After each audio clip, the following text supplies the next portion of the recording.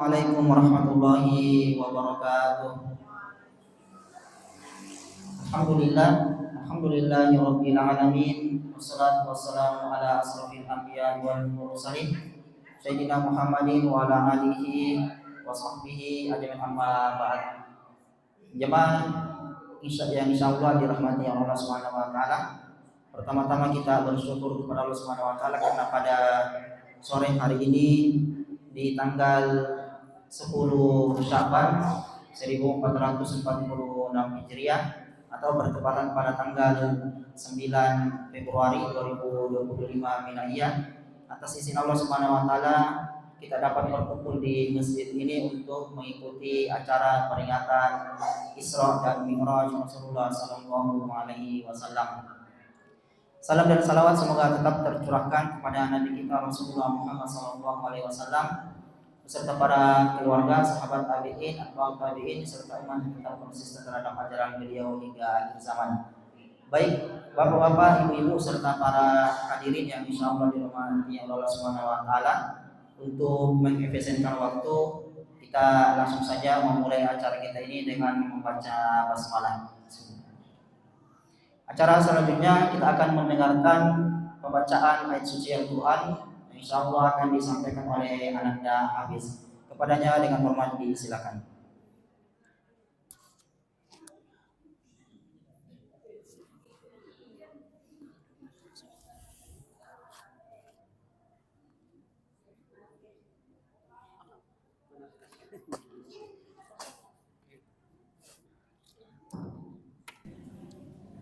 Assalamualaikum warahmatullahi wabarakatuh.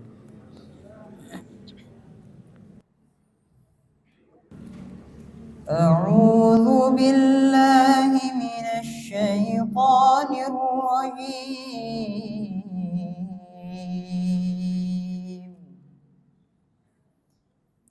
Bismillahirrahmanirrahim.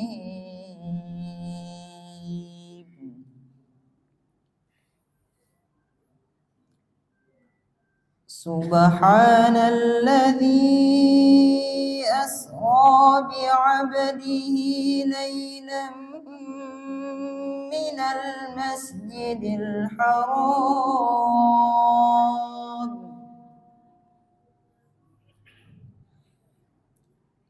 ilal masjidil aqsa alladzi barakna hawlahu linuriyahu min ayatina innahu huwas sami'ul basir.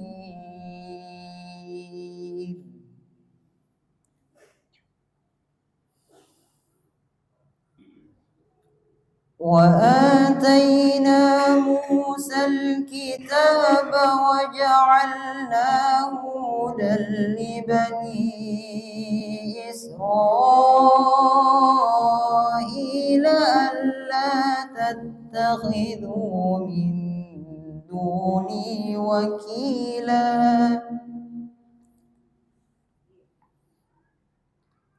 ذرية من حملنا مع نوح إنه كان عبدا شكورا وقضينا إلى بني إسرائيل في الكتاب لتفسدن في الأرض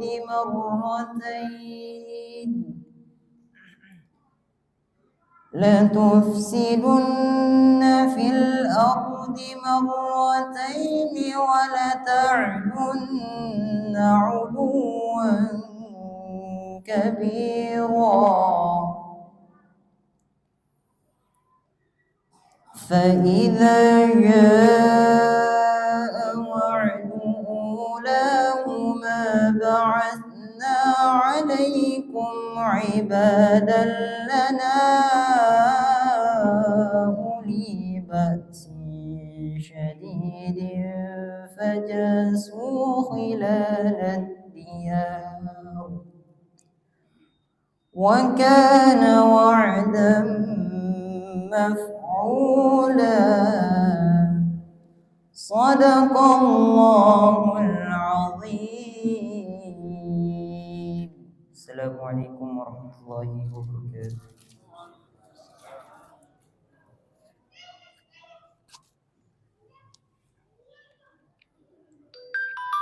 Ya, demikianlah tadi pembacaan ayat suci Al-Quran yang disampaikan oleh Adinda Hafiz.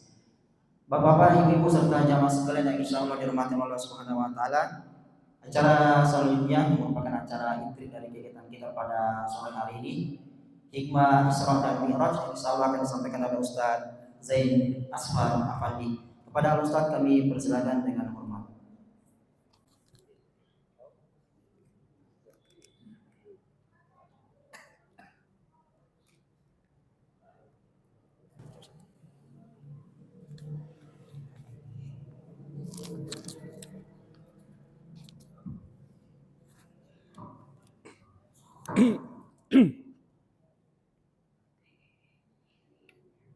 Bismillahirrahmanirrahim. Assalamualaikum warahmatullahi wabarakatuh. Alhamdulillahi rabbil alamin, alladhi asra bi 'abdihi laylan minal masjidil haram ilal masjidil aqsa. Wassalatu wassalamu ala rasulillah wa ala alihi wa sahbihi wa mawala, la hawla wa la quwata illa billah wa ba'da. Qala Allah Ta'ala fi kitabihil karim, a'udhu billahi minasy syaithanir rajim, bismillahirrahmanirrahim.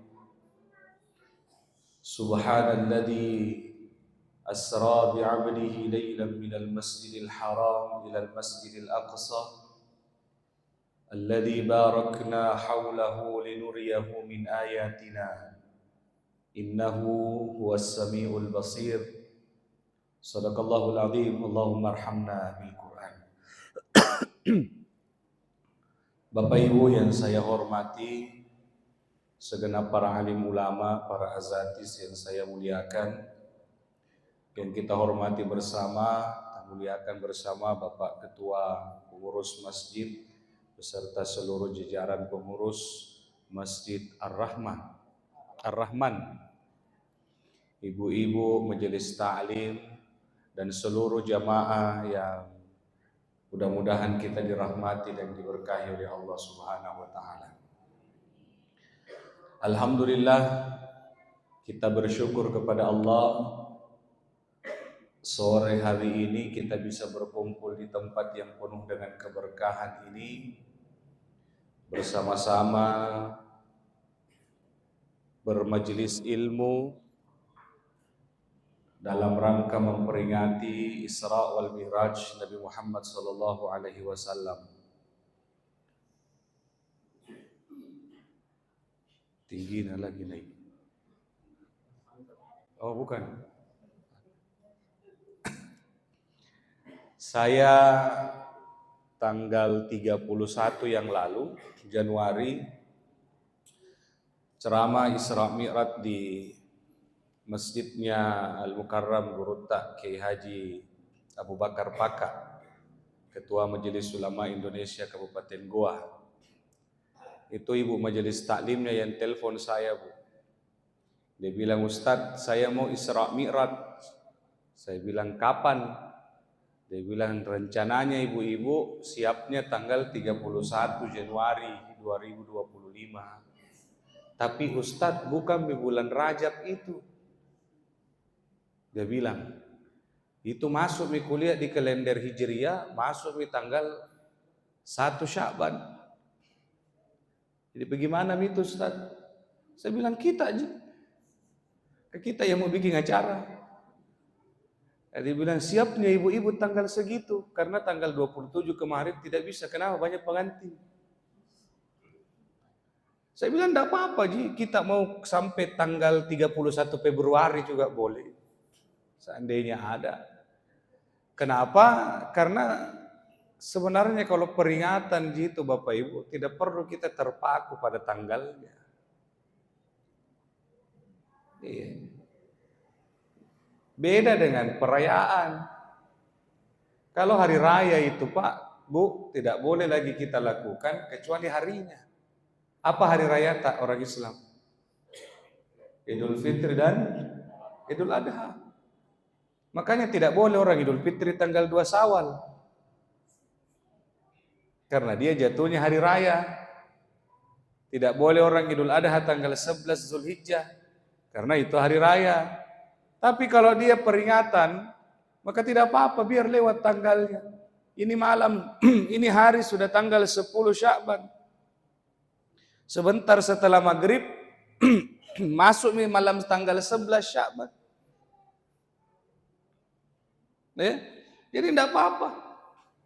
Saya pernah diundang ceramah Isra Mi'raj, Bu, dia rangkaikan dengan peringatan Maulid. Dia bilang, kami tidak maulid kemarin Ustadz, waktu Rabiul Awal. Terus makanya kami gabungkan dengan Isra Mi'raj. Hitung-hitung ongkos hemat. Jadi sempat saya kasih tahu, saya bilang, kenapa tidak sekalian dirangkaikan dengan buka puasa bersama? Ya, supaya betul-betul satu kali ongkos. Ya, itulah saya sering mengatakan Bu Pak, mendahului dengan bahwa peringatan itu berbeda dengan perayaan. Tidak ada orang yang boleh merayakan Isra Mi'raj. Tidak ada orang yang boleh merayakan Maulid. Tidak ada orang yang boleh merayakan Nuzulul Quran karena itu bukan hari raya. Yang boleh dirayakan itu cuma Idul Fitri dan Idul Adha. Karena itu hari raya. Terus Maulid, Isra Mi'raj, Nuzulul Quran, apa itu? Itu namanya hari besar. Hari bersejarah. Karena dia hari bersejarah, maka harus selalu diingat. Makanya dibuatlah peringatan untuk mengingat supaya tidak dilupa. Yang kedua, kalau dia perayaan, itu kaifiatnya, tata cara pelaksanaannya Pak Ibu tidak boleh dimodifikasi. Makanya mau dia orang Amerika, orang Afrika, orang Saudi, orang Indonesia, Malaysia, Australia, tetap cara Idul Fitrinya sama. 2 rakaat dan ada khutbah. Tidak boleh dibilang, karena di Afrika itu panas ki, sudah kau sholat Idul Fitri, pulang mau kau, jangan mau kau ada khutbah. Tidak bisa, harus ada. Karena aturannya begitu. Isra Mi'raj peringatan itu tidak mesti begitu aturannya. Tergantung di mana kita berada.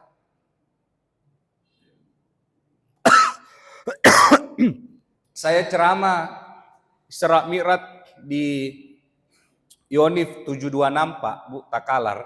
Itu kebetulan komandannya orang Jawa. Dia bilang sama saya, Ustadz di kampung saya kalau Isra Mi'rajan tidak ada cara begini. Saya bilang, ya itu di kampung tak, di kampungku begini. Sama kalau maulid, ada teman saya orang Aceh, dia bilang, kami Ustadz kalau maulidan di kampung kami, itu tidak ada seperti di sini, bilang ada telur apa. Justru kami kalau bulan maulid, kami potong kambing yang kami pelihara selama setahun, kemudian kami suguhkan di jamaah dan dimakan bersama di teras masjid. Begitu caranya mereka memperingati maulid. Orang Aceh maulidan makan kambing, kita makan telur. Makanya habis maulid bisul-bisul ki. Ya. Tapi tidak mesti Ji. Jangan sampai setelah saya bilang begini, mau ki juga contoh di sini. Siapa tahu Pak Ketua mau buatkan Masjid Ar-Rahman. Kalau maulid nanti makan kambing bersama di teras. 5 ekor lah. Pas hari Jumat, jangan langsung jadi sorotan bendaharanya. Jadi hematnya begini Pak, saya kadang ini mendahului ceramah saya. Kalau dia perayaan Pak Ibu, itu namanya syariat. Kalau dia peringatan, itu namanya syiar. Kalau bahasa sederhananya, kalau perayaan itu agama, peringatan itu budaya. Jadi tidak bisa dikasih baku bertentangan. Selama budaya itu tidak bertentangan dengan syariat, maka kita jalankan bersama. Tapi kalau budaya itu melanggar syariat, maka kewajiban untuk ditinggalkan. Kan begitu sih. Ya. Ada juga pernah anak muda tanya, Kak, dia bilang, Ustadz, masalahnya tidak pernah Kak lihat itu di Arab, Makkah, Madinah orang Isra Mi'raj. Saya bilang, untuk apa Isra Mi'raj? Untuk apa maulid di sana? Nah, jejak-jejak peristiwa itu sudah ada di situ. Tidak perlu tidak perlu maulid kalau di Mekah, Pak, karena di situ Nabi lahir. Jadi cerita kisah tentang Nabi tiap hari terngiang di warga orang Mekah. Ya. Tidak perlu Isra Mi'raj di sana. Bapak Ibu kalau ke Tanah Suci, ini pintu Ka'bah. Ada di bawah itu, ini pintunya. Ada di bawah itu di sini di dekat marmernya, ada batu-batu kecil itu, Pak, tersusun-susun. Menurut ulama kita, disitulah Nabi Muhammad diajarkan tata caranya sholat pulang dari Isra Mi'raj. Diajarkan oleh malaikat Jibril. Jadi jejak peristiwa Isra Mi'raj ada di situ. Maka untuk apa diperingati Isra Mi'raj di Mekah? Begitu masuk Masjidil Haram, ada batu, di situ Nabi diajarkan pulangnya Isra Mi'raj. Ditahu sejarahnya. Kita tiap tahun saja Isra Mi'raj, sejarahnya masih banyak yang abu-abu, masih banyak yang hilang. Tidak percaya Ki? Saya mau tes, mau saya kasih lihat. Ayo adik-adik, Nabi Muhammad itu Isra Mi'raj dari Makkah ke Madinah. Coba Bu. Kemana nak? Makkah ke?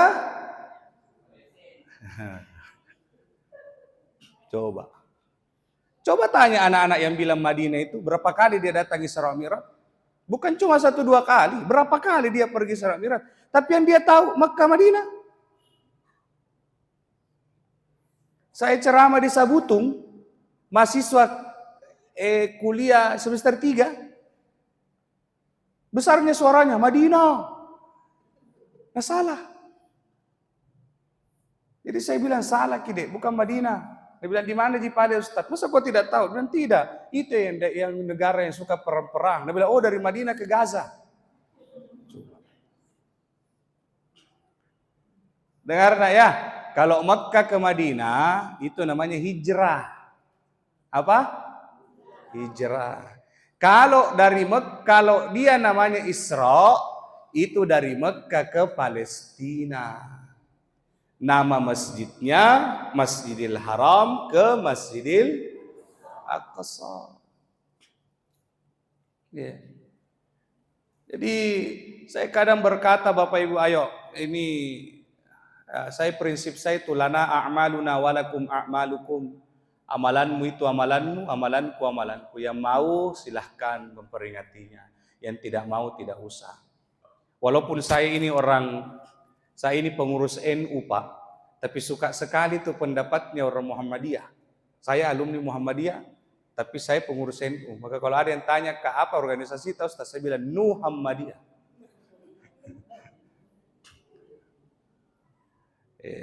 Apa kata orang Muhammadiyah? Tidak ada anjuran memperingati Isra Mi'raj, tidak ada tonji larangan. Maka silakan dilakukan selama tidak ada hal-hal yang melanggar syariat yang dilakukan. Karena toh berkumpul begini banyak manfaatnya. Ya, maka Bapak Ibu yang saya hormati, saya kira peringatan seperti ini di zaman yang seperti sekarang ini mesti kita perbanyak di mana-mana. Kenapa? Karena generasi kita akan hilang tentang peringatan ini, akan hilang tentang sejarah ini. Ya. Padahal ini sejarah Pak, sejarah yang luar biasa. Bahkan sejarah ini yang sering dijadikan senjata bagi orang-orang yang membenci Islam untuk menghancurkan Islam. Ya, Inilah peristiwa, Bu, yang suka dijadikan senjata untuk menyerang Islam. Kenapa? Karena peristiwa ini bukan peristiwa logis. Maka saya sering mengatakan, kalau kita datang mendengarkan cerita peringatan Isra Mi'raj, baru ustadznya menceritakan tentang sejarah Isra Mi'raj itu untuk sementara dinonaktifkan dulu otak. Karena tidak akan bisa dicerna oleh otak ini. Peristiwa Isra Mi'raj adalah peristiwa yang tidak bisa ditangkap oleh otak, tapi bisa hanya ditangkap oleh iman, hati. Ya. Bagaimana tidak, Bu? Mekah, Palestina, Sidratil Muntaha, turun kembali lagi ke Mekah. Lailan. Bukan satu malam. Kalau satu malam itu, Pak, setelah Isya, kembali sebelum subuh. Ini lailan. Ulama berpendapat mulai dari tengah malam, berangkat, pulangnya sebelum subuh. Masuk akal tidak? Dulu kalau Nabi Muhammad mau pergi ke Palestina, seandainya ada kendaraan dan yang ada hanya unta waktu itu, Nabi Muhammad harus menempuh kurang lebih jarak 3-4 bulan. Itu pun dengan unta. Kenapa Nabi lebih suka pakai unta daripada pakai kuda? Karena unta itu lebih lebar kakinya daripada kuda. Sementara Nabi harus berjalan di padang pasir. Yang kedua, kuda itu bisa tahan lapar, tahan haus. Unta maksud saya. Kuda tidak. Walaupun cepat larinya, tapi cepat kicipur. Unta bisa menampung air di punuknya sampai 99 liter air. Bisa hidup tanpa air selama berhari-hari. Unta bisa makan makanan yang tidak bisa dimakan oleh kuda. Yang tumbuh hanya di padang pasir. Di antaranya kaktus. Unta itu bisa makan kaktus, Pak, tanpa luka mulutnya. Allah ciptakan. Afala yanzuruna ilal ibili kaifa khuliqat. Tidakkah kalian memperhatikan bagaimana Allah menciptakan unta itu? Ada keistimewaannya. Iya, susunya jadi obat. Bahkan ada yang bilang kencingnya pun jadi obat. Tak mana mau Pak Balle, tidak mau jadi saya minum. Atau ada yang mau coba-coba. Iya, lebih mahal gitu kencing unta daripada susunya. Nah, sehingga saya mau katakan Pak Ibu, tidak masuk akal peristiwa Isra Mi'raj ini, sehingga hanya iman yang bisa menerimanya. Makanya ayat yang membicarakan tentang Isra Mi'raj ini, Allah dahului dengan kata subhana. Ini menjadi peringatan ibu-ibu, bapak-bapak, kalau mengaji Ki, baru ada kalimat subhana tertulis, itu berarti Allah mau menceritakan sesuatu yang tidak masuk akal. Makanya dipakai bahasa subhana. Makanya itu kalau ada peristiwa tidak masuk akal, Bu, yang diucapkan itu sebenarnya adalah subhanallah. Kadang kita subhanallah itu salah tempat. Pergi di Malino, lihat pemandangan, buka jendela mobilnya. Apa dia bilang? Subhanallah, bagusnya pemandangannya. Salah. Kalau pemandangan dibaca, Masya Allah. Kalau subhanallah itu kalau aneh-aneh. Ibu, kita dapat informasi. Kenapa itu ibu di sebelah rumahku sudah melahirkan? Apa anaknya? Orang. Kan biasa orang bertanya begitu tuh. Maksudnya laki-laki atau perempuan? Laki-laki, tapi kembar 3. Apa dibilang? Ucapan tak apa?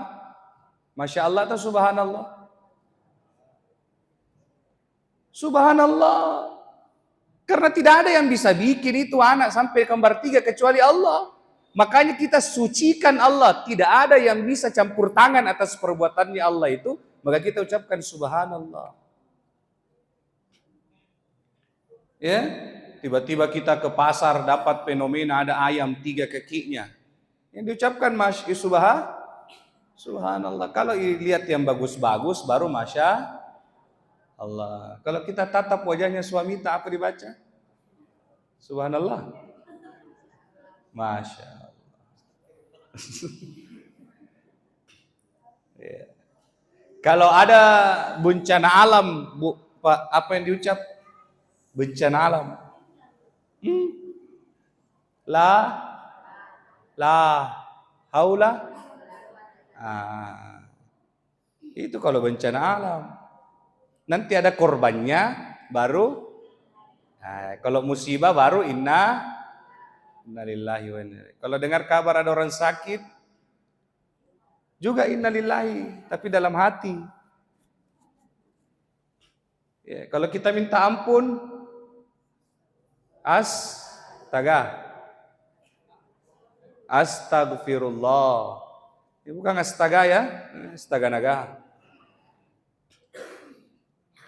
Apalagi itu, sering orang tak balik-balik. Kalau memulai sesuatu, diakhiri dengan dapat rezeki, terima gaji, naik jabatan, dapat tunjangan, gaji dipotong. Masya Allah. Saya kira innalillah. Ya, tetap alhamdulillah karena masih ada sisa potongannya. Masih ada sisa potongannya. Dipakai makan bergizi gratis potongannya.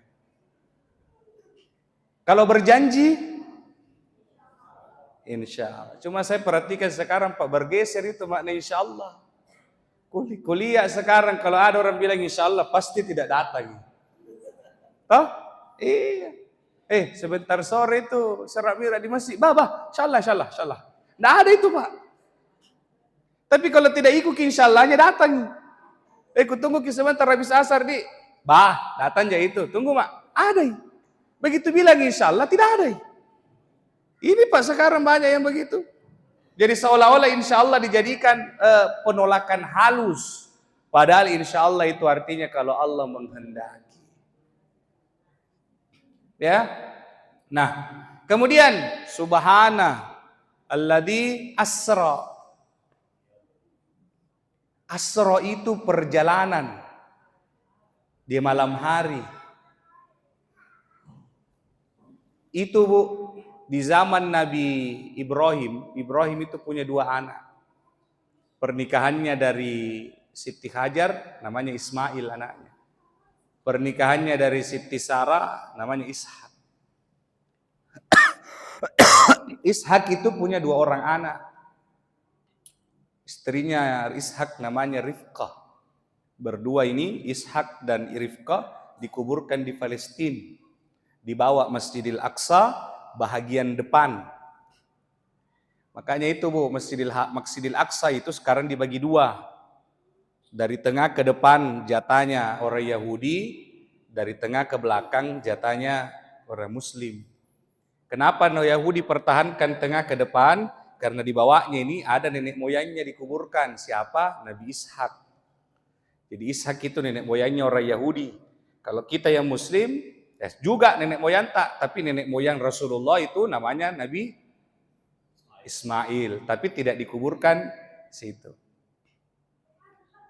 Itu Ishak punya anak 2, salah satunya namanya Yakub, juga Nabi. Yakub ini pernah mau dicelakai oleh saudaranya. Sehingga mamanya bilang, Yakub daripada dicelakai sama saudaramu, kau pergi mengungsi tengah malam di rumahnya ommu.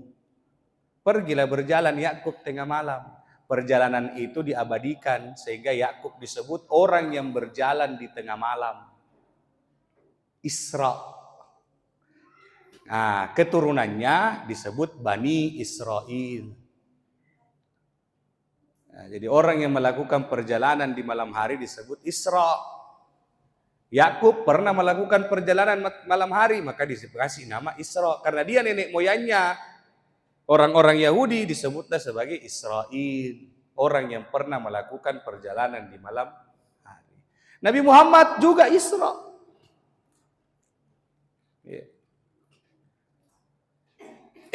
Percaya tidak, Bu? Kalau dulu itu kan Nabi Muhammad kalau dari Mekah ke Palestina harus kurang lebih 3-4 bulan. Ini 1 malam, makanya tidak masuk akal. Percaya tidak kalau saya bilang ada seekor semut yang bisa bolak-balik Jakarta dalam waktu 6 jam? 1 ekor semut PP Jakarta Makassar 6 jam. Tidak masuk akal. Tapi bisa terjadi. Ada semut masuk di jaketku, kantong jaket. Kebetulan saya yang mau ke Jakarta. Saya ke Jakarta pakai itu jaket. Sampai di Jakarta 1 jam saya urus urusanku. Kembali lagi ke Makassar, ku gantung kembali itu jaket. Turun itu semut. Nah kasih kumpul temannya. Woi sini semua kok. Kenapa imut? Baru-baru kapulan dari Jakarta. Kapan? 6 jam bulan lalu. Pabale-bale. Jangankan Makassar Jakarta. Dari sini saja, dari Ince Dengoyo kau ke Pantai Losari. Belum tentu 1 bulan sampai kau. Ini Makassar Jakarta PP 6 bulan. Bisa. Karena bukan semut yang berjalan. Tapi diperjalankan. Inilah yang terjadi oleh Rasulullah. Nabi Muhammad tidak bisa kalau dia mau pergi sendiri PP. Jangankan mau sampai ke langit ke-7, baru ke Palestina pun tidak bisa dalam 1 malam.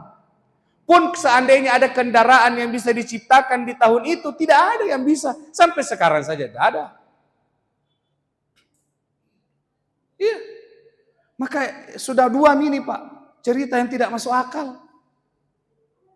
Bahkan dalam satu kitab dijelaskan Nabi Muhammad berangkat, kembali lagi tempat duduknya itu masih hangat. Sampai-sampai begitu pulang dikumpulkan orang-orang kafir Quraisy, semua orang bilang Nabi Muhammad pabale-bale. Nabi bilang itu Abu Jahal, Abu Lahab dan abu-abu yang lain. Bohong kau Muhammad, bisa-bisa itu kau bilang kau dari Palestina. Tapi sahabat namanya Abu Bakar justru maju dan berkata, saya membenarkan peristiwa ini. Karena Abu Bakar menerimanya tidak di otaknya, tapi menerimanya pada imannya. Akhirnya Rasulullah dan beberapa sahabat beserta Abu Bakar mempercayai peristiwa Isra Mi'raj itu. Kemudian Asra bi abdi. Bocah, saya mau tanya lagi. Siapa namanya itu orang yang pergi Isra Mi'raj? Siapa? Siapa namanya itu yang pergi Isra Mi'raj? Jadi tahu ke? Yang pergi dari Mekah ke Palestina, naik ke langit, turun lagi, siapa namanya?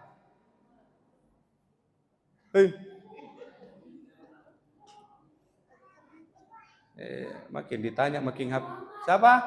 Pintar, dapat di Google. Bagus, enggak apa-apa. Ada usaha. Siapa? Nabi Muhammad. Kenal Nabi Muhammad? Nah, malu-malu. Muhammad siapa? Sallallahu alaihi wasallam. Bu, ayat yang membahas tentang Isra Mi'raj tadi tidak satupun ada kata di dalam berbunyi Muhammad. Subhanalladzi asra bi'abdihi lailan minal masjidil haram. Tidak disebut Subhanalladzi asra bi Muhammadin lailan minal masjidil haram. Atau tidak disebut Subhanalladzi asra bi nabiyyin lailan minal masjidil haram. Atau Subhanalladzi asra bi rasulin lailan minal masjidil haram. Tapi yang diucapkan bi abadihi lailan. Apa kira-kira maksudnya? Kenapa Allah tidak langsung saja terang-terangan sebut Muhammad dalam ayat itu? Maka banyak ulama menjelaskan tentang penafsiran ini. 2 yang saya mau sampaikan ini hari. 1, mengapa digunakan kata abdi. Bukan kata Muhammad, ini pertanda bahwa yang berangkat pada peristiwa Isra Mi'raj ini bukan dalam mimpinya Nabi Muhammad, bukan hanya ruhnya Nabi Muhammad, tapi ruh dan jasadnya beliau yang berangkat.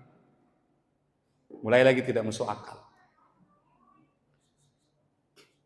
Pintu pesawat saja seandainya dibuka, yang kecepatannya berapa kilometer per jam, dibuka, nah bisa kita terhambur, Pak. Nah bagaimana itu kecepatannya kendaraannya Nabi Muhammad yang melebihi kecepatan cahaya. Nah ruh dan jasadnya Nabi Muhammad yang pergi. Tapi Nabi Muhammad tidak apa-apa. Ya namanya orang diperjalankan, pasti yang memperjalankannya jaga dia supaya betul-betul safety.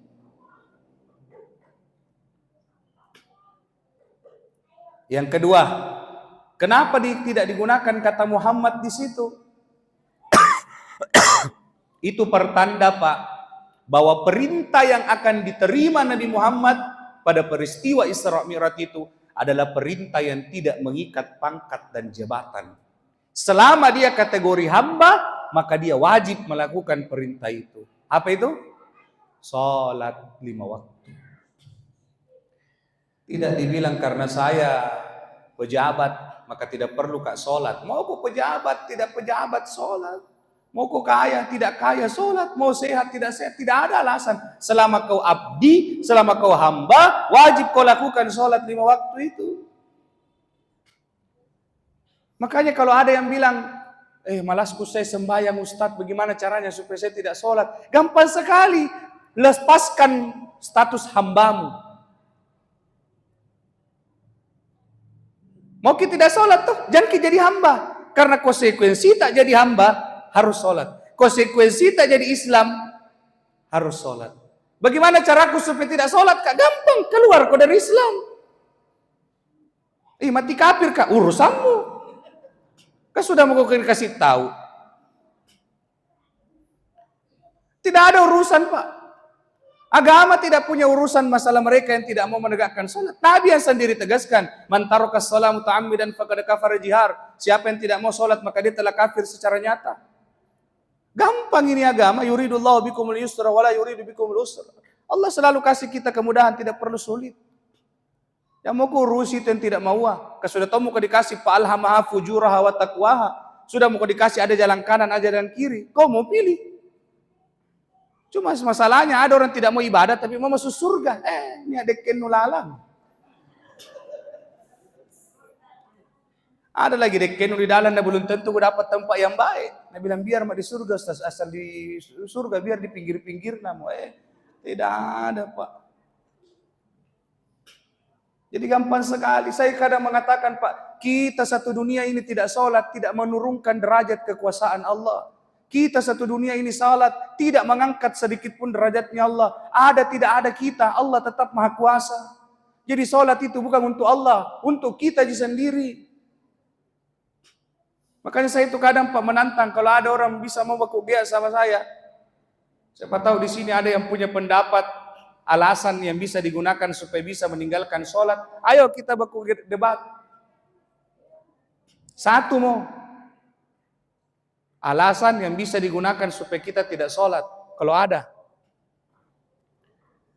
Kalau tiba bulan Ramadan, Bu, boleh tidak saya tidak puasa? Hah? Boleh dong.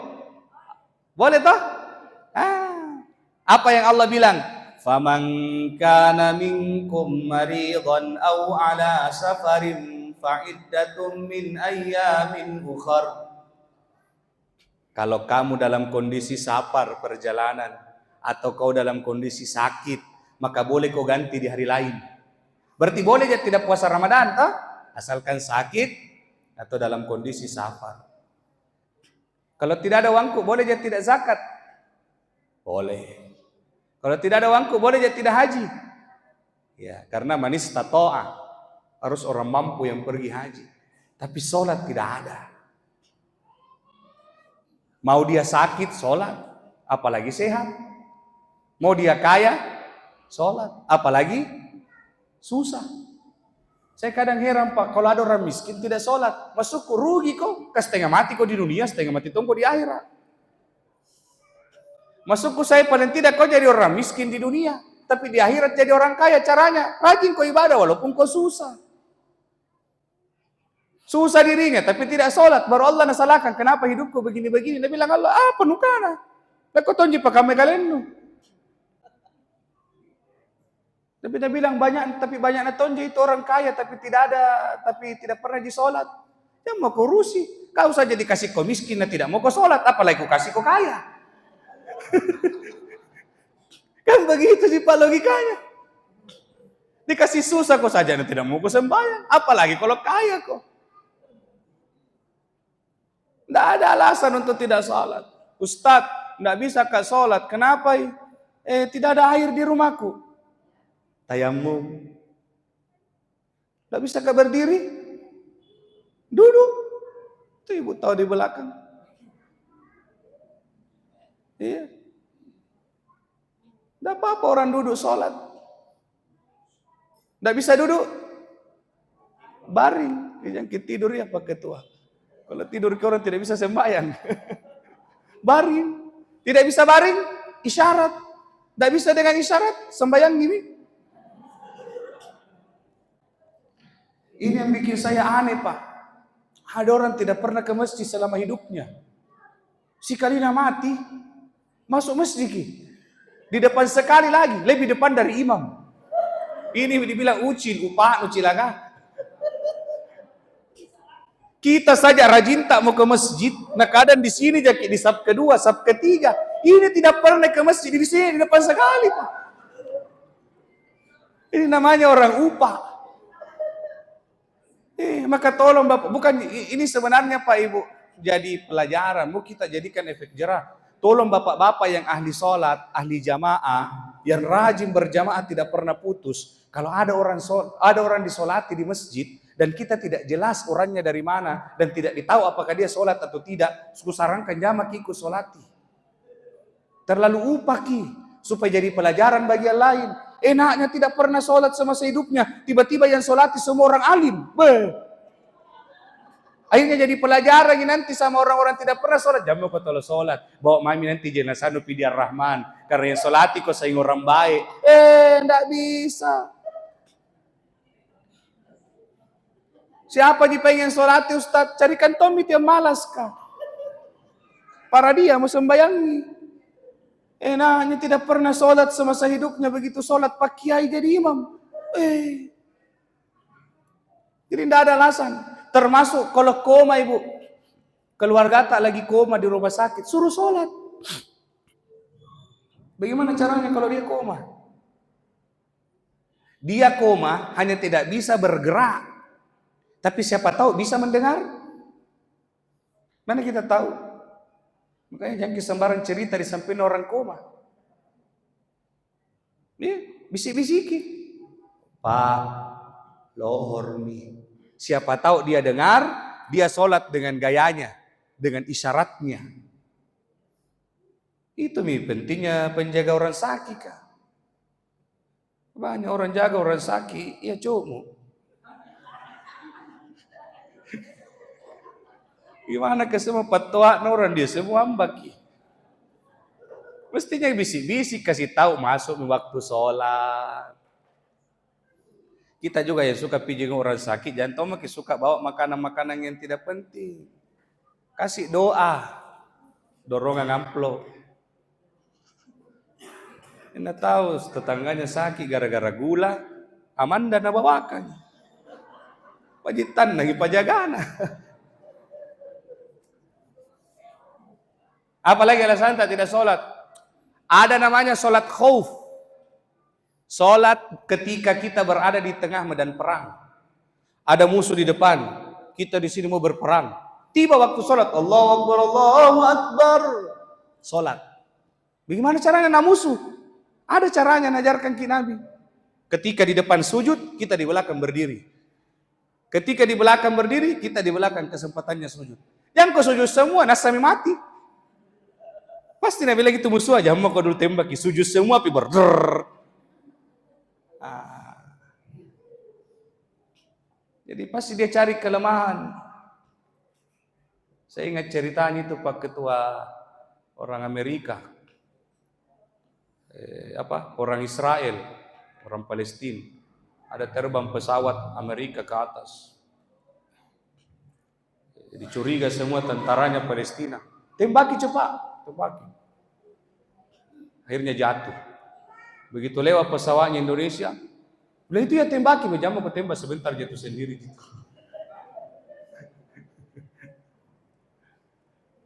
Apalagi, Ustadz tidak bisa kak sholat, kenapa buru-buru kak mau ke daerah? Sudah jamak. Ketinggalan pesawat kak nanti kalau ku jamak ki lohor dengan asar jadinya 8, sudah kasar. Kasar. Digabung, dua-dua baru digabung. Namanya dijamak kasar. Dijamak itu diringkas, kasar itu digabung. Tapi kasar hanya berlaku bagi musafir. Ibu mau ke Jakarta, sampai penerbangan itu jam 1 siang, duhur jam 12 atau jam 2 siang pesawat tak terbang, duhurnya jam 12:10. Maka ibu ketika di bandara sholat zuhur itu belum bisa menjamak, karena kita belum musafir. Maka boleh, maaf, belum bisa mengkasar, tapi sudah bisa menjamak. Kasar hanya berlaku kalau kita sudah tinggalkan daerah rata. Tapi kalau belum, maka yang berlaku jamak, kasarnya tidak. Ibu dari Bulukumba ke Makassar, tidak sholat duhur. Sampai di Makassar misalnya sudah asar, maka boleh dijamak. Tapi tidak boleh dikasar, karena sudah sampai maki di rumah tak. Tapi kalau sebaliknya, dari Makassar ke Bulukumba, sampai di Bulukumba sudah asar, maka ibu boleh menjamak dan mengkasar. Karena bukan maki tempat tak kalau kita berada di Bulukumba. Ustadz tidak bisa kak sholat, kenapa ku lupai kemarin? Ya sudah, namanya dikodok, diganti.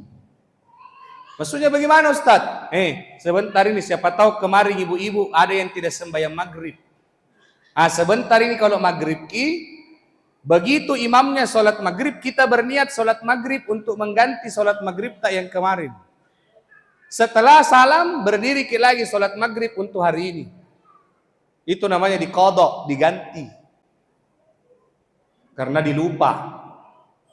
Bagaimana Ustaz kalau ku lupa sembahyang maghrib dari kelas 3 SMA? Urusan tak itu sama malaikat. Orang yang banyak meninggalkan sholat wajib, maka dianjurkan oleh ulama untuk menutupinya dengan jalan memperbanyak sholat sunnah. Karena sholat sunnah itu bisa dijadikan nanti penutup dari sholat-sholat wajib yang pernah kita tinggalkan dengan sengaja. Maka Bapak Ibu tidak ada alasan untuk meninggalkan sholat, karena itu tugas seorang abdi, hamba. Dan perintah ini, perintah sholat yang diterima ba'da Isra Mi'raj adalah perintah yang diwajibkan bagi seluruh hamba-hambanya Allah, yakni umat Islam. Kemudian Bapak Ibu, saya mau tanya lagi nih. Itu di Mekah dengan di Palestina berbeda tidak langitnya Pak? Langit Palestina dengan langit Mekah beda kah? Sama toh? Sama. Buktinya kita orang Indonesia dengan Aceh sama langit tak? Karena saat kalau ketika memandang ke langit kita bisa melihat bulan yang sama, berarti langit yang sama. Nah sekarang pertanyaan saya Bu, kira-kira apakah kita tidak pernah tanyakan dalam hati kita, itu Nabi Muhammad kalau maunya ketemu dengan Allah terima perintah sholat, kenapa mesti dibawa dari Mekah ke Palestina? Kenapa tidak dari Mekah langsung saja naik? Kenapa mesti repot-repot ke Palestina dulu jauh-jauh? Langsung mau saja naik, ketemu dengan Allah, kan bisa.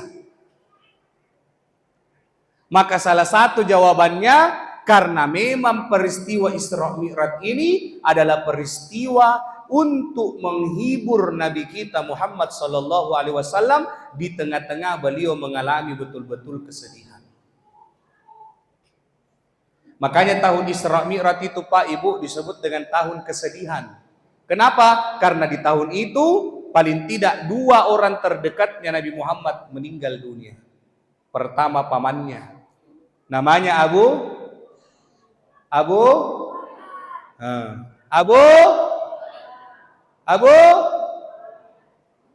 Abu Bakar. Baru HP na miring. Sebenarnya mau bilang tembaki, miring kok. Pas aku ketok kaca. Abu Thalib. Itu pamannya, namanya Abu Thalib. Kalau saya tidak keliru, koreksi saya kalau salah. Beliau itu Abu Thalib, Abdullah, Hamzah itu bersaudara, Pak. Bapaknya namanya Abdul Muttalib. Jadi Abdul Muttalib punya anak Abdullah, Hamzah, Abu Thalib. Abu Thalib anaknya namanya Ali. Hamzah ya namanya Ali bin Abi Thalib. Hamzah itu, Pak, makamnya yang ada di Jabal Uhud. Bapak-bapak yang pernah ke Tanah Suci, kalau ziarah ke Jabal Uhud, ada gundukan kotak di situ sudah dimakamkan Sayyidina Hamzah, pamannya Nabi, pemberani dalam perang. Makanya disebut dengan singa padang pasir, namanya Hamzah bin Abdul Muttalib. Itu kematiannya tragis itu, Pak. Karena dia ditombak oleh seorang ahli tombak yang disuruh oleh seorang musuh Islam namanya Hindun. Hindun itu membunuh Hamzah karena sakit hati, karena suaminya dulu Hindun dibunuh oleh Hamzah. Maka Hindun mau balas dendam. Dia sewa penombak yang paling jitu, betul Hamzah mati di medan perang. Tapi tragisnya, begitu Hindun tahu Hamzah sudah tewas, Hindun cari jenazahnya. Kemudian apa dia lakukan?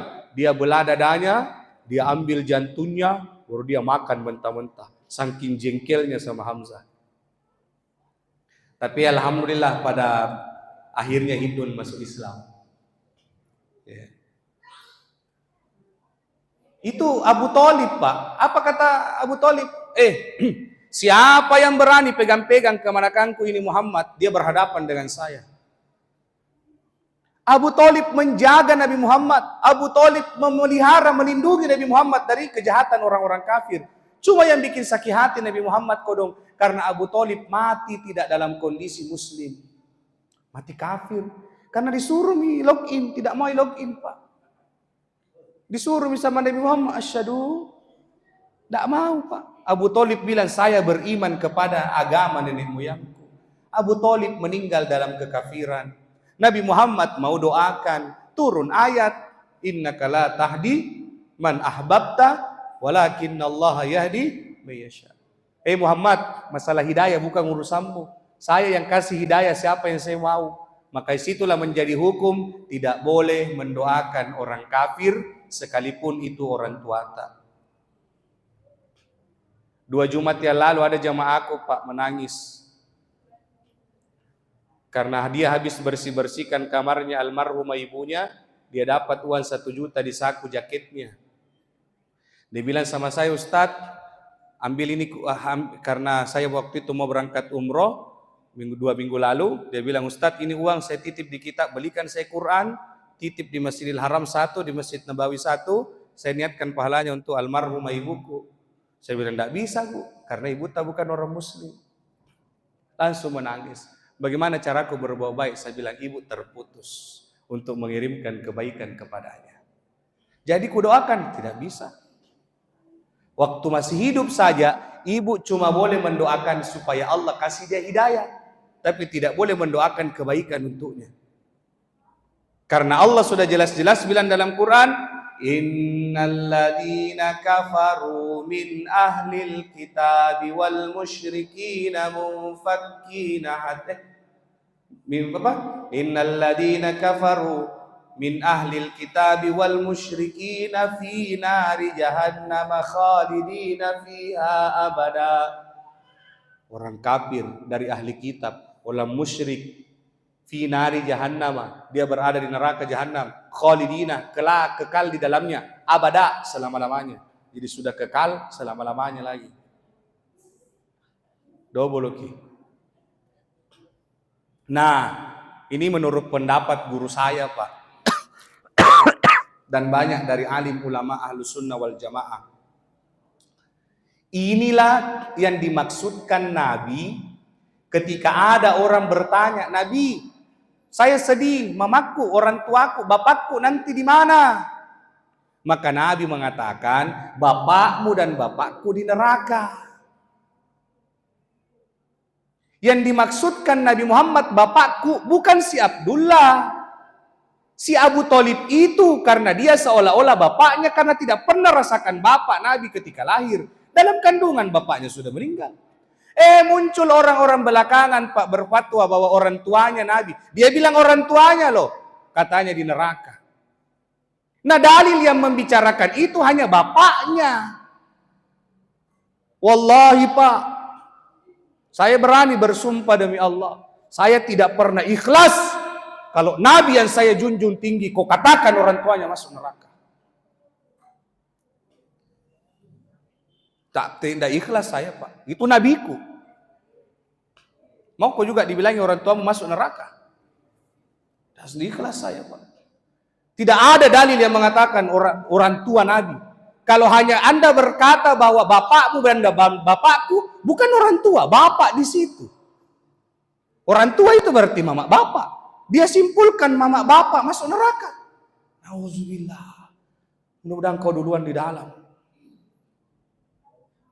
Bagaimana caranya mama bapaknya Nabi mau masuk surga, mau masuk neraka, Pak, mau masuk Islam? Nah, Nabi Muhammad lahir tidak ada memang bapaknya. Nabi Muhammad masih dalam perut, bapaknya sudah meninggal. Nabi Muhammad belum jadi nabi, masih bocah, masih kecil, mamanya sudah meninggal. Nah, bagaimana caranya mau masuk Islam? Serendah itu kan Nabi Muhammad, Nabi yang kita junjung tinggi, masa lahir dari seorang rahim yang kafir? Apa mau kata orang, Pak, kalau kita katakan orang tua Nabi kafir, sementara kita besar, Nabi Muhammad membenci orang kafir, sementara mama bapaknya kafir. Apa ini pendapat ini, Pak? Ya, wa ma kunna mu'adzibina hatta nab'asa rasula. Allah yang bilang, kami tidak mengazab orang-orang yang hidup sebelum kami mengutus Nabi. Tidak ada azab, Pak, untuk ahlul fatrah. Dia berada di masa kekosongan. Dia mau Islam, tidak ada Islam. Lanjut sedikit lagi, Bu. Tidak lama pamannya meninggal lagi istrinya, namanya Siti Khadijah. Siti Khadijah penyandang dananya. Abu Thalib yang melindungi Nabi meninggal di tahun yang sama. Bagaimana Nabi tidak sedih? Maka Nabi Muhammad, Allah bilang kepada malaikat Jibril, Mikail, "Piko jempuki itu dibawa hambaku kodong gelisahnya mamu, sedihnya mamu. Pimu ko jempuki, bawa jalan-jalan, baru bawa ke saya. Untuk apa? Saya mau kasih dia resep obat anti galau." Kan tidak ada pisolat dulu, Pak.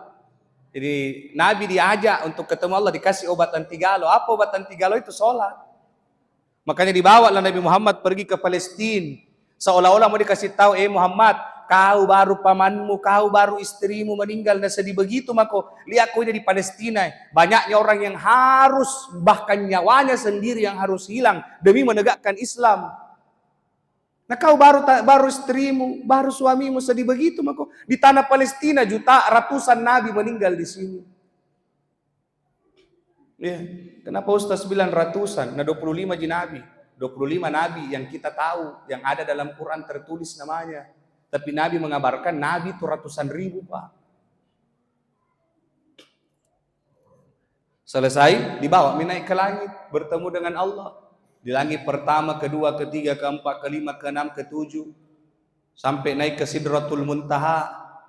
Nabilah malaikat Jibril Mikail, Muhammad, mundur mas saya.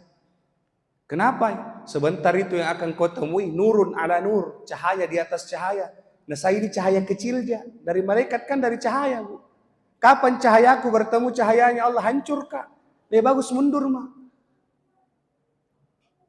Tinggallah Rasulullah seorang diri, menanti kehadiran Allah.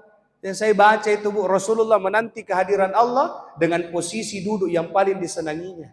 Apa itu duduk iftirash namanya? Ini Bu, duduk iftirash. Ini diduduki sebelah kiri, sebelah kanan dikasih berdiri. Ini duduk paling disukai Nabi, tapi paling dibenci orang asam urat. Mana Pak Ketua? Banyak orang tidak bisa duduk begini. Saya baru 4 hari juga bisa begini Pak. Sampai naik asam uratku. Ada itu ada kemarin Bu kirimkan saya video kesehatan Pak. Itu caranya mengetes derita. Mohon maaf kalau ada ahli kesehatan di sini. Itu caranya tes derita ada asam urat atau tidak. Bisa begini caranya Pak. Dibuka ini katanya, baru duduk. Kalau ada yang terasa sakit dari salah satunya, mungkin periksa kolesterol atau asam urat. Kalau ada yang mulai sakit terasa, tapi kalau aman ya alhamdulillah. Ini duduk iftirash, duduk yang paling dicintai Nabi. Makanya saya itu Pak Ketua tidak biasa itu tidak lama jadi ceramah. Saya akan berhenti ceramah kalau ada orang yang sudah lebih 3 kali narubah posisi duduknya. Kecuali yang sandar-sandar ini aman. Kalau yang begini-begini kodong. Baru kata di mukaddimah ada mikuliah. Begini-begini mikul lain suruh itu cepat-cepat. Begitu modelnya Nabi duduk. Hingga kemudian Allah datang menghampiri Rasulullah. Nabi bingung. Apa mau ku bilang? Masa mau ku bilang sama Allah Assalamualaikum? Nggak masuk akal tuh. Kan nggak masuk akal kalau Nabi bilang sama Allah Assalamualaikum ya Allah. Nah diam itu maha selamat. Masa mau didoakan selamat? Nabi bingung. Maka muncullah ungkapan yang sampai hari ini kita baca minimal 9 kali dalam sehari semalam. Begitu Allah datang, Nabi memberikan penghargaan ucapan yang paling tinggi. At-tahiyatul mubarakatuh, as-salawatu, at-tayyibatu lillah. Penghargaan yang tinggi, barakat, salawat, kebaikan untuk tak ya Allah. Terjadilah dialog. Allah kemudian balas, assalamu alayka ayyuhan nabi wa rahmatullahi wa barakatuh. Keselamatan juga untukmu nabiku, rahmat dan berkahku untukmu. Nabi masih tunduk Pak. Kenapa masih tunduk? Nah sudah didoakan selamat, mestinya kan senangi. Ternyata Nabi memikirkan kita. Dia bilang Nabi tak, masa saya didoakan selamat, mestinya umatku juga didoakan selamat. Maka Allah kemudian melanjutnya, assalamu alaina wa ala ibadillahis shalihin. Ku kasih juga keselamatan bagi hamba-hambaku yang soleh. Barulah Nabi senang dan mengangkat kepalanya sambil bertasyahud. Asyhadu an la ilaha illallah wa asyhadu anna Muhammadar Rasulullah. Bergetar badannya Nabi Pak. Makanya itu ada syariat Pak, kalau kita tahiyat disuruh kasih getar-getar. Getar. Digetarkan ya, bukan digoyangkan. Ada orang kuliah bukan getar, gempai. Asyhadu an la ilaha illallah. Tidak tonji begini Pak, getar. Ada lagi bukan kuliah tunjuk nak tangan nak goyang mentuk. Imam Syafi'i itu pendapatnya nanti asyhadu an la ilaha illallah baru keluar. Kalau Imam Imam Hambali itu pas berdiri at-tahiyatul mubarakatuh langsung keluar. Itu pun tidak tegak dia Pak. Kalau Imam Hambali dia tidak tegak, dia keluar di sedikit begini. Nah, kalau Imam Malik itu saya perhatikan Pak, dia tidak begini, tapi dia tangannya begini Pak, menunjuknya. Boleh kita buka. Ada bukunya itu Prof. Quraisyah bagus soal jawab. Bagus kita baca. Kalau begini. Jadi getarnya begini. Ada jamaah saya itu dia kayak menulis lafaz Allah.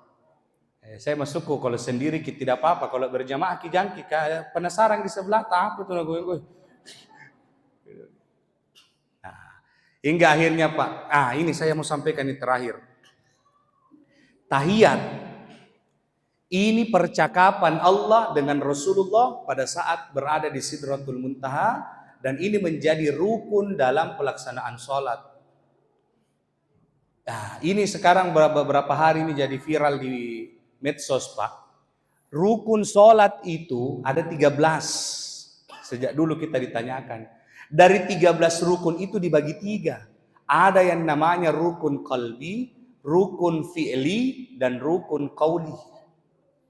Rukun qalbi itu, kalau namanya rukun, Bu, kalau tidak dikerjakan, tidak sah. Jadi rukun qalbi itu rukun hati. Apa itu? Niat. Jadi orang yang tidak berniat sholat tidak sah. Dan niat tempatnya di hati. Bukan di bibir. Jadi kita cukup dalam hati berkata apa yang kita mau kata.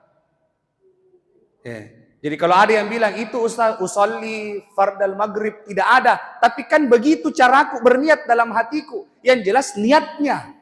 Ada niat itu. Mau bahasa Indonesia, mau bahasa Makassar, mau bahasa Arab, tidak apa-apa.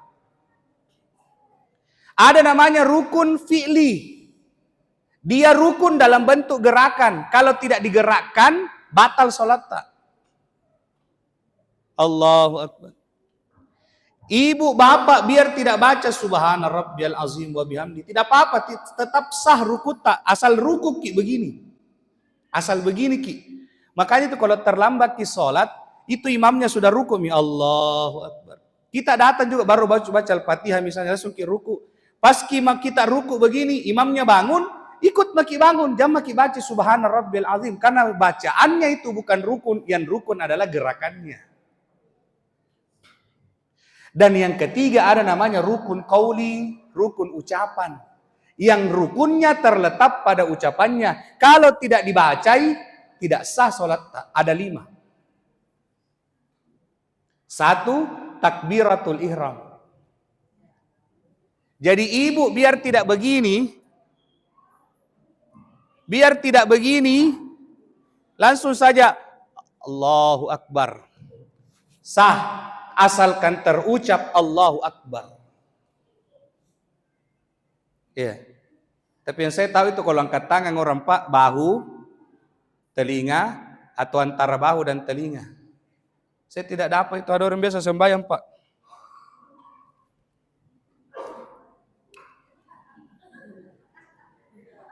Masukku kasih naik itu sampai di sini kan tidak dibayar, Ji. Tidak pakai kuota, Ji. Carikan saya dalil kalau ada Pak orang sholat begini. Tidak ada dalilnya. Yang ada itu sejajar bahu. Ada bahkan kalau sudah ruku, Sami Allah.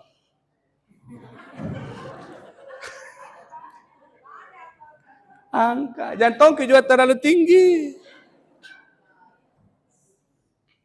Allah harus terucap di mulut tak, Bu. Tidak boleh di hati, tidak boleh orang. Tak boleh. Gerakkan bibir tak. Yang kedua Fatihah. Yang ketiga tahiyat. Yang keempat salawat. Yang kelima salam. Jadi tidak boleh orang sholat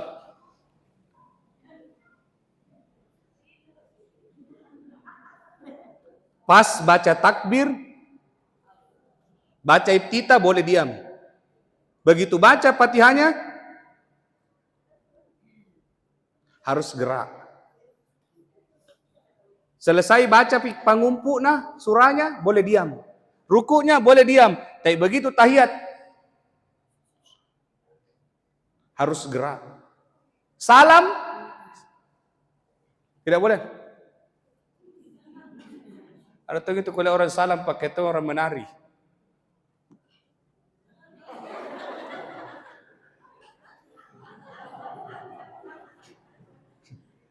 Kenapa dia begitu caranya salam? Karena cara Nabi Mami duduk terakhir salah. Itu saya itu tunduk. Kan kalau sujud terakhir ke orang tahu? Bam Allah, namanya duduk tawarru. Begini toh? Ini kan harusnya yang miring badan. Pertanyaanku kenapa ini jatuh tong?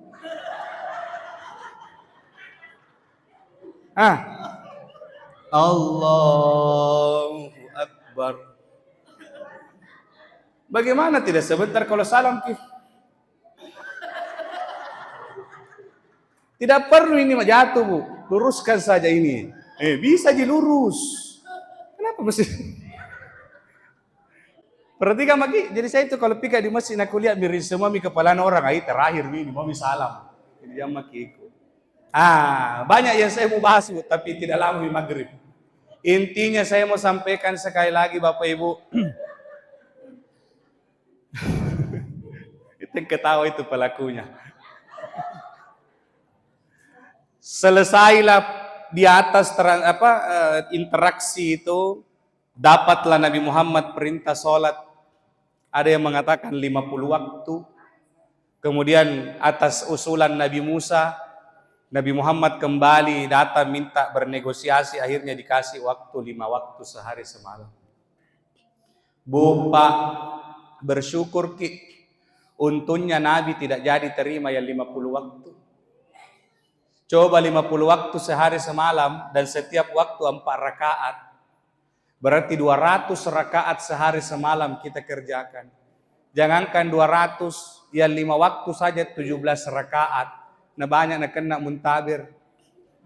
Mundur tanpa berita. Apalagi kalau sampai 200 rakaat sehari semalam. Maka saya mau jadikan kesimpulan dan penutup. Salat ini diterima di tempat yang mulia. Namanya Sidratul Muntaha. Di hadapan yang maha mulia. Diterima langsung oleh manusia yang paling mulia, maka sudah bisa dipastikan Bu Pak, bahwa orang yang menjaga dan mengamalkan sholat 5 waktu ini akan memuliakan dirinya. Dan Allah sudah menjanji, siapa yang menjaga sholatnya, maka Allah akan memperbaiki hidupnya. Maka mari jadikan sholat tidak hanya sebagai kewajiban, tapi jadikan sholat sebagai kebutuhan hidup kita. Saya kira ini yang bisa saya sampaikan Bapak Ibu. Terima kasih banyak atas perhatian tak. Mohon maaf atas segala kekurangan. Kalau ada kata-kata saya yang salah, apalagi kata-kata saya yang kasar, saya mohon maaf karena memang saya makhluk kasar bukan makhluk halus. Sehat-sehat semua Bu Pak. 20 hari lagi Ramadan. Bu, 20 hari lagi kita Ramadan. Sehat semua, minta sama Allah dikasih kesehatan, bisa berhari raya bersama dengan keluarga yang dicintai. Terima kasih banyak. Wallahul muwaffiq ila aqwamit thariq. Ila liqa fi amanillah. Wassalamualaikum warahmatullahi wabarakatuh.